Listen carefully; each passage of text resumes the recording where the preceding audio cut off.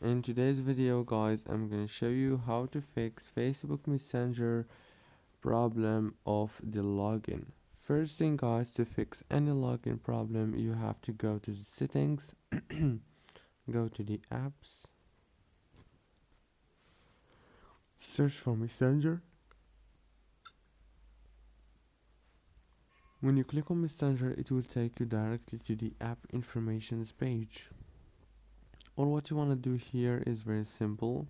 Click on this force stop to stop the app from running, and then go to the permissions and make sure that every single permission is enabled.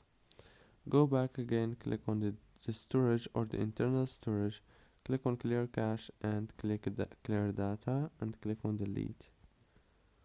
Go back and then click on the power usage details right here and click down here on force stop.